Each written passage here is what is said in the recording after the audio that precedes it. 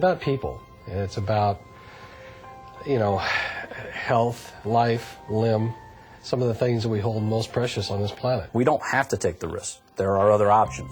There's nobody that comes in today at Bell Helicopter that came in the gate this morning with the idea that, hot dog, it's my day to get hurt. I think it's just a matter of caring about the guys I work with. My safety is his safety, is their safety, is all intertwined and combined together. It just becomes something that you do every day, really without thinking about it. It's just part of your core being and who you are. Doing the right thing and doing that right thing when nobody else is watching. We're with our coworkers more than we are with our families. The ability for one individual to say to somebody else, hey, I actually really care about you being safe. Please look after yourself. And again, if you see me doing something wrong, please come up and tell me, and I won't take offense at that. That's a great atmosphere to be in. So many people rely on their regulatory programs and their policies and procedures. But those policies and procedures are minimum standards, and they're all written in blood. I mean, they are there because people have suffered traumatic injuries, and, we're hopefully trying to prevent them from occurring in the future. One of the biggest turning points for me was the death of 2 contractors at a power plant I worked at in the UK in the early 90s. We literally burned 2 men alive with fuel oil.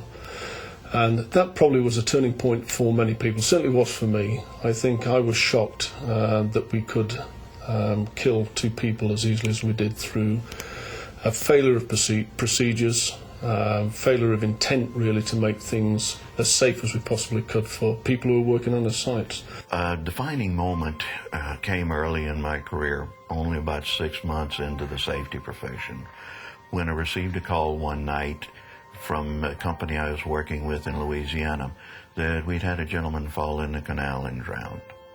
The resultant activities over the next days, weeks, and months gave me cause to realize that we needed to do something different. Both I had failed to deliver the right message at the right time, get the right points across, quick enough, whatever the case may be, that we'd missed the opportunity and somebody had actually paid for it with his life.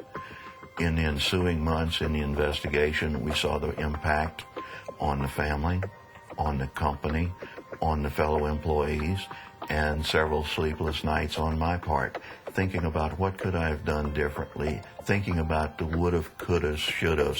What if he'd gone that 100 feet to the warehouse and picked up that life jacket that night, rather than making the decision not to wear it. It really is a true tragedy that we have to experience these traumatic events in our lives before we change the way we think.